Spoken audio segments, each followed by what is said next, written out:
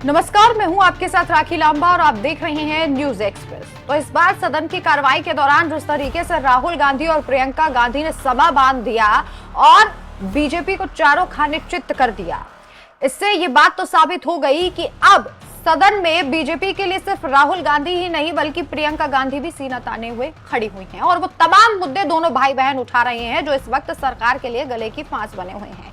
चाहे वो मणिपुर का मुद्दा हो या फिर संभल का मुद्दा हो या फिर जातीय जनगणना का मुद्दा हो। ये कहा जा रहा है कि राहुल गांधी ने जो पहले मुद्दे उठाए थे उसी कड़ी को आगे ले जाते हुए प्रियंका गांधी दिखाई दे रही है। लोगों को तो ये तक कहना है कि प्रियंका गांधी में इंदिरा गांधी की छवि देखी जा रही है और वो वैसे ही बोल रही हैं जैसे कभी इंदिरा गांधी बोला करती थी और तथ्यों और मुद्दों पर बात कर रही हैं। पहली बार प्रियंका गांधी ने सदन में अपना भाषण दिया सांसद के तौर पर और ये भाषण सुनकर बीजेपी के होश उड़ गए। प्रधानमंत्री नरेंद्र मोदी तो उनके भाषण के पहले दिन सदन में दिखाई नहीं दिए, लेकिन अगले दिन वो जवाब देने के लिए वहां पर पहुंचे। लेकिन वो जवाब सुनकर भी प्रियंका गांधी का कहना था कि वो बोर हो गई। ऐसा लग रहा था जैसे कोई मैथ्स का बोरिंग पीरियड चल रहा हो, जैसा हम स्कूलों में देखा करते थे। खैर, इससे इतर अब बात करते हैं बिहार के सांसद के एक ऐसे बयान की जिसके बाद ये कहा जा रहा है कि प्रधानमंत्री नरेंद्र मोदी और अमित शाह की और भी ज्यादा टेंशन बढ़ जाएगी। देखिए, आगामी चुनाव बिहार में होने हैं, विधानसभा के 2025 में चुनाव और उसके बाद 2029 में प्रधानमंत्री नरेंद्र मोदी के लिए एक बार फिर से अग्नि परीक्षा होगी। क्या वो फिर से प्रधानमंत्री बन पाएंगे, एक बड़ा सवाल है। ये कहा जा रहा था कि इंडिया ब्लॉक के पास कोई चेहरा नहीं है कि आखिर प्रधानमंत्री के लिए किसे पेश किया जाए, लेकिन बिहार के दमदार सांसद पूर्णिया से सांसद पप्पू यादव का एक ऐसा बयान सामने आया जिसने ये साबित कर दिया कि प्रियंका गांधी और राहुल गांधी में ताकत है प्रधानमंत्री नरेंद्र मोदी को हराने की, और इसके साथ साथ ही ये भी साबित कर दिया है कि इन दिनों बीजेपी के लिए गले की फांस प्रियंका और राहुल गांधी के सवाल बने हुए हैं।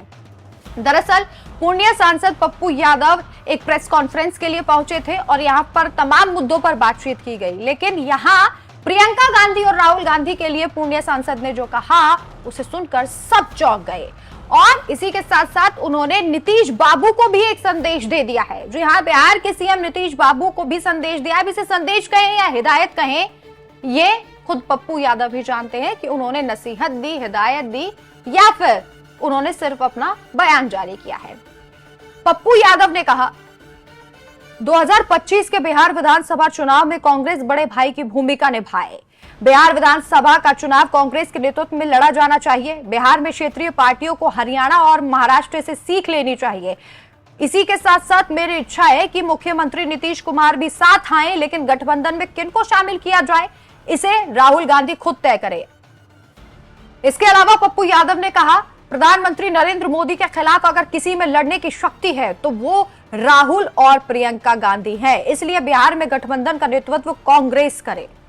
तो एक बड़ी बात पप्पू यादव ने कह दी है कि अगर प्रधानमंत्री नरेंद्र मोदी के सामने किसी के अंदर लड़ने की शक्ति है तो वो प्रियंका गांधी और राहुल गांधी है। इसके पीछे वजह भी आपको बता देते हैं। दरअसल खबरें ये हैं कि इंडिया ब्लॉक में अभी मारामारी देखी जा रही है कि आखिर प्रधानमंत्री पद के लिए इंडिया ब्लॉक की तरफ से कौन चेहरा होगा। ममता बनर्जी और राहुल गांधी के बीच लड़ाई है, ऐसी खबरें हैं।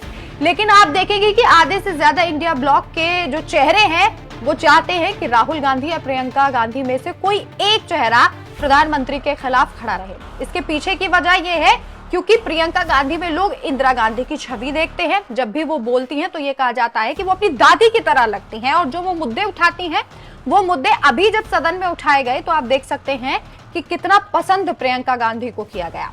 राहुल गांधी को प्रधानमंत्री पद का दावेदार इसलिए कहा जा रहा है क्योंकि राहुल गांधी पहले से ज्यादा अब परिपक्व जो है वो राजनीति में हो गए हैं। अब ये भी कहा जा सकता है कि अब बीजेपी के ट्रोल आर्मी जो है उसे कांग्रेस ने काफी हद तक सच्चाई दिखा दी है। अब कांग्रेस भी सोशल मीडिया पर काफी एक्टिव हो गई है। सियासी सयानों का यह कहना है कि अब कांग्रेस भी मुंह तोड़ जवाब दे रही है और इसीलिए राहुल गांधी को बदनाम करने की कोशिश बीजेपी की धीरे धीरे धराशायी होती जा रही है।